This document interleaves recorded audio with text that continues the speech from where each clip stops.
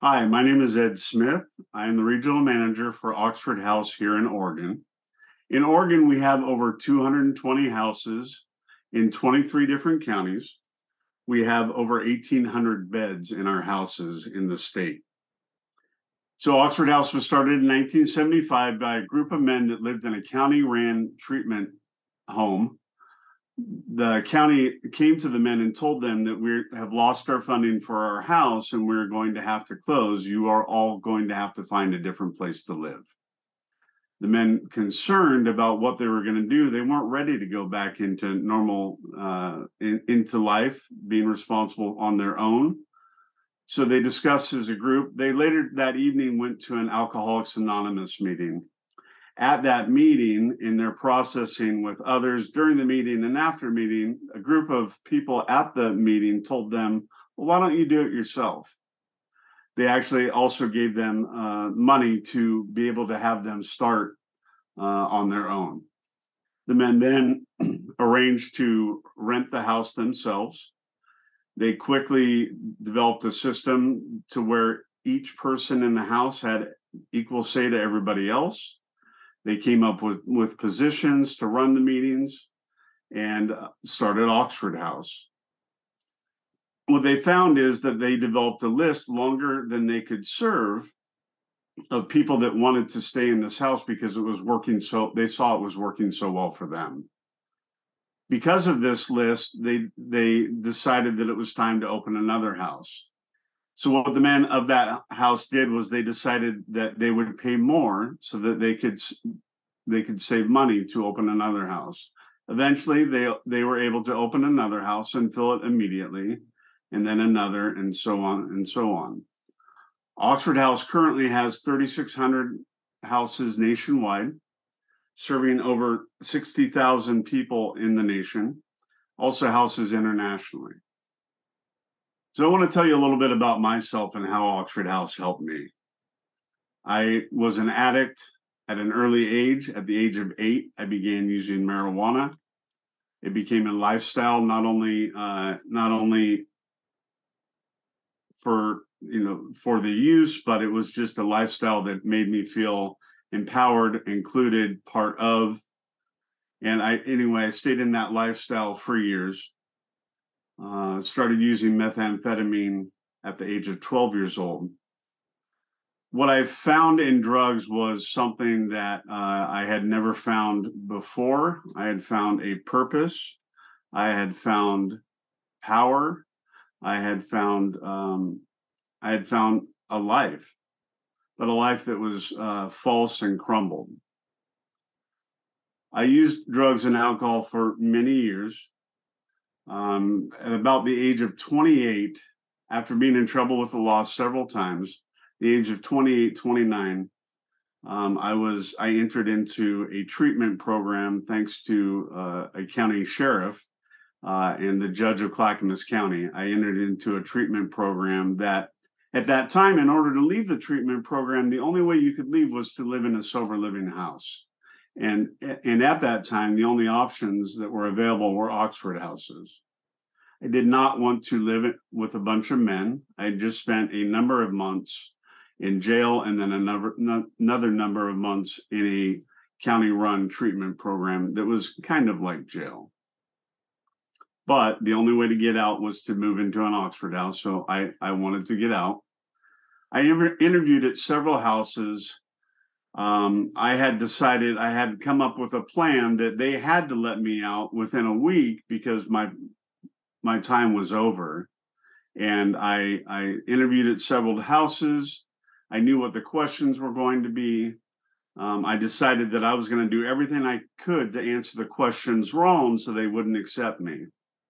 The last house I interviewed at, I felt like I had put on a great show, answered all the questions the way they wouldn't want them to be answered, with somebody that they wouldn't accept into their house.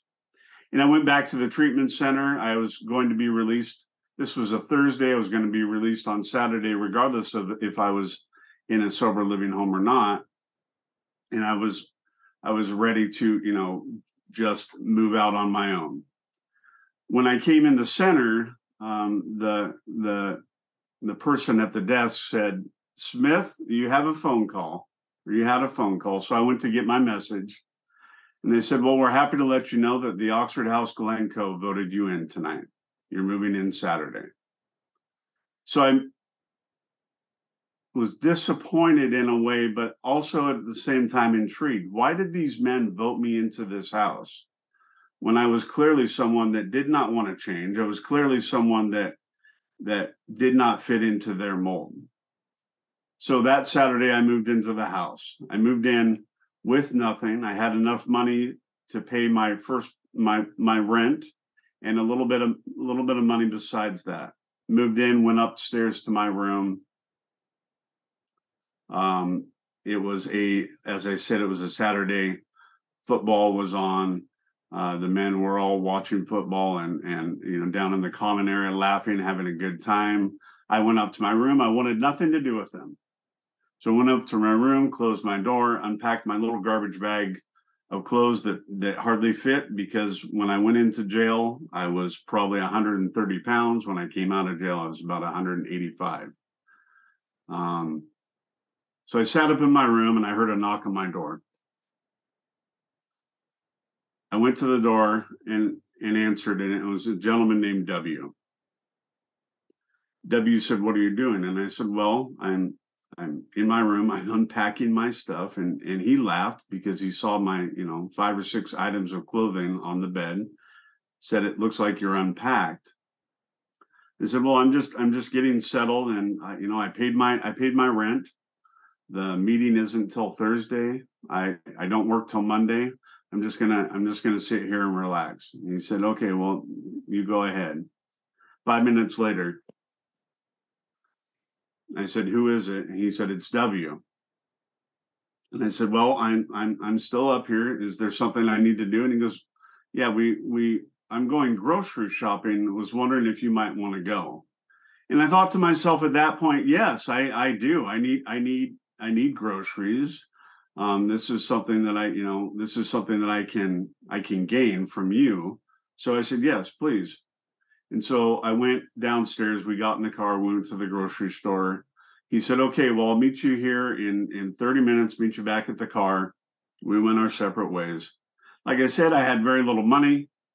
I had bought cigarettes because I was a smoker at that time, and left me with about $10 to last me for 2 weeks. So I got 3 cases of top ramen, some lunch meat, and some frozen vegetables.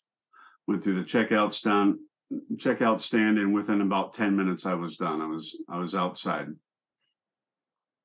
W comes out, sees what I'm holding in my hands, and laughs. And we get back in the car, put the stuff away.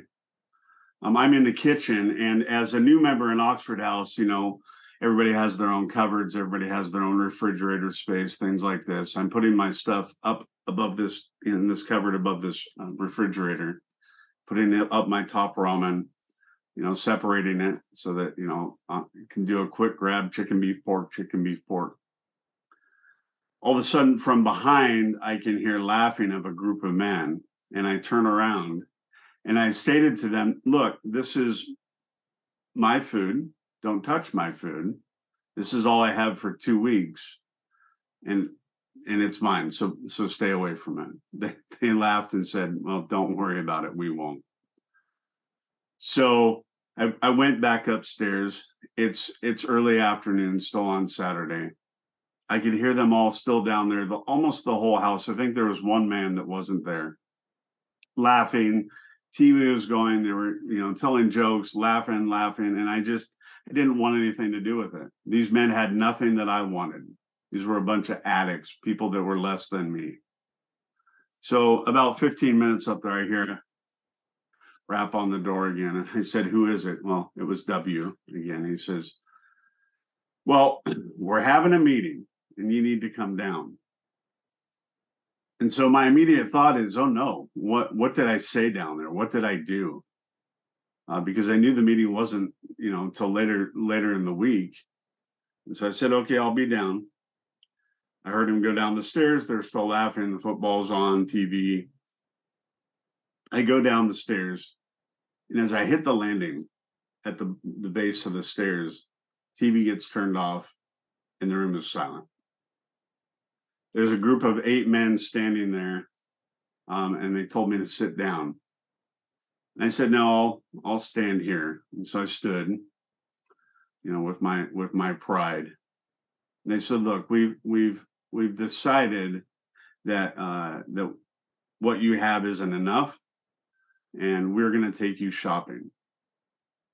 And I said, well, no, I have enough food for the next 2 weeks. And they all laughed. And they said, no, we're taking you shopping. You're going. Let's get in the car. So I get back in W's car, this time with W and 2 other men that I rode in the back seat with. So there was 5 of us in the car. We go to the same store. I'm thinking, well, this car is very small to get everybody's groceries in, but okay. So we get to the store, we get out, they're all laughing, carrying on, patting me on the back. I still at this point want nothing to do with them. We go in the store, I grab a cart, start going through the aisles. I'm not putting in anything in the cart because I don't want to owe anybody anything. They grab the cart and stop me and say, look, you're going grocery shopping. And so they turn me back around. I'm still not picking stuff up, but they're throwing stuff in the grocery cart. We get to the end, and still probably to this day, this is the biggest amount of food that I've ever purchased at a grocery store. And I'm watching as the checker is scanning all the items, and I'm watching, and I see the total going up and up and up. More money than I've ever spent on groceries. Probably today it'd be very easy to spend that much, but more money than I'd ever seen spent. So I with my head down, go out to the car. They help me put the groceries in the car. We get back to the house. I very quickly unload all the groceries and put them away, and then I run upstairs. Now we were gone for about an hour. I go up the stairs, I open my door, and I notice that the bed is made. There's a new pillow. There's new clothes on the bed. And I immediately shut the door because I'm assuming this is not my room. And I count the doors and, this is my room. So I open the door and I go in and I shut the door very quickly. I don't know what came over me at that moment, but at that point, I hit my knees. I hit my knees in tears. I wasn't sure at that time if it was fear or gratitude, but it was a feeling that I wasn't used to having. A few minutes go by and knock on the door again. I didn't even have to ask. He said, "It's W. Hey, we're having another meeting and we need you to come down." So I go downstairs again. Same thing happens. They're laughing, commotion's going on. I hit that landing and the room's silent again. This time they're all sitting down. And they said, "We need you to sit." And so I said, "No, I will stand here. I will stand here." They said they opened the meeting with a moment of silence, and I had tears running in my eyes because I was scared. They said, "We want to talk about the food and the clothes." And I said to them, I said, I don't know why you did this. I don't want the food. I don't want the clothes. Matter of fact, you can take all that stuff back because I've never been to jail or to prison, but I'm not playing this game. They laughed. So they looked at me and the room was quiet for what seemed like forever. And they said, "Look, the only requirement, the only expectation that we have of you is to do this for the next man that walks through that door." I instantly felt another feeling that I hadn't felt in years, and that was relief. I felt home. I sat down on that couch and felt like I was home. The next the next year of my life was walking in the path of the men that came before me that lived in that house, watching what they did for their recovery, watching what they did to better themselves, how they acted in the community, different things like this. October 2nd, 2003 is my recovery date. So I'm happy to say that because of the men in that house who could love me before I could love myself, because of the rooms of the 12-step community, I will have 20 years, October 2nd. Oxford House had a big piece to do with that. I was so full of gratitude that I found it opportune to be able to help other people, other houses. I went to a meeting of chapter officers and decided that, or was voted in to be a position of service at the chapter level. I found then that I could help, not just in my house, but in other houses in the chapter. And this feeling of service to others, one peer helping another, was addictive. It was amazing for me to see a person come in with a few days clean and then see them at 30 days and 60 days and so on. I then took a service position as a state officer and found that I could serve not only houses in my immediate area, but across the state. It was soon I was offered a position as an outreach worker working in the state of Oregon. At that time, we had about 80 houses in the state. There was 2 of us running all over the state, sharing this idea of one addict, one alcoholic helping another for a safe, supportive place to call home. That's a little bit of my story. What I found in Oxford House is that unlike other sober living environments, there is no power over. Each person each member that lives there, from the person that just moved in to the person that has possibly been there two years or more, has equal say. What I found is a relationship without expectation. What I found was family. This is the piece that was missing from my life. I found a relationship with others without expectation. So tell you a little bit more about how Oxford houses work. Like I said, we have over 220 houses, about to be more in the state of Oregon. It is strictly peer-to-peer. So each house has positions in the house. There's a president, a treasurer, a comptroller, a secretary, a chore coordinator, and a housing services representative. Houses have weekly business meetings. This is where they discuss things like how are things going? Is there anything we need? Has all the bills been paid? Has everybody paid rent? This is also where there's an opportunity to hold each other accountable or to give each other congratulations on achievements made. You know, whether it's a new job or it's recovery related or just life. Meeting with your kids again for the first time, meeting with your family again for the first time. From the houses, the next step is we have chapters. The chapters meet, so the houses meet once a week. These are the business meetings that, as an Oxford house, have to happen. Then once a month, a representative from each house gets together and they decide. They not decide, they work together and, you know, what's going on in the different houses, how are things going, is there anything we can do to help? And then from the chapter, there's a representative that goes once every 2 months to the state association. The state association is comprised of the 23 different chapters that we have in the state where the same thing happens. How are things going? What can we do to help? Is there any, you know, are there any events, things like this that are happening throughout the state that we can help support?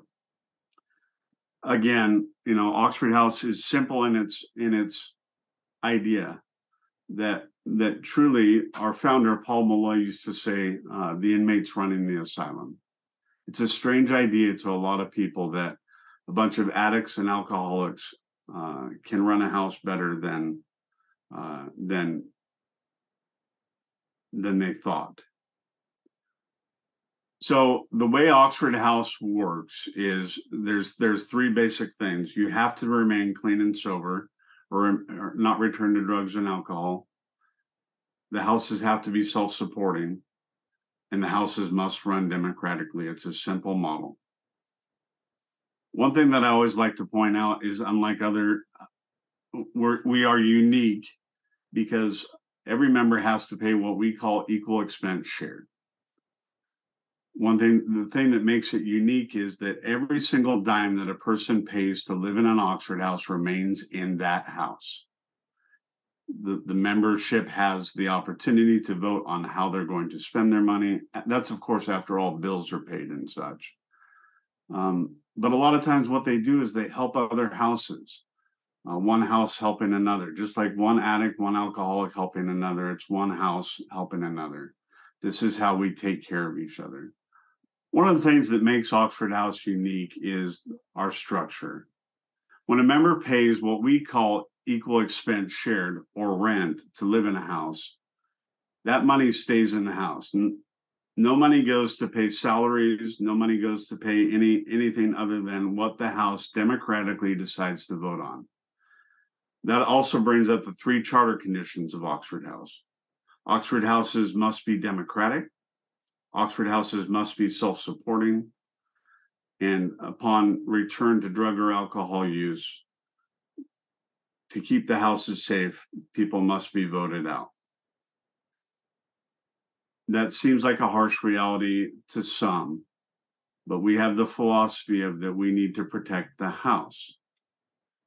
I also want to point out that that does not mean that just because someone relapses that they're on a blacklist or that they have to leave immediately. Our definition of immediately is that we do everything we can to make sure that they have a safe place to go.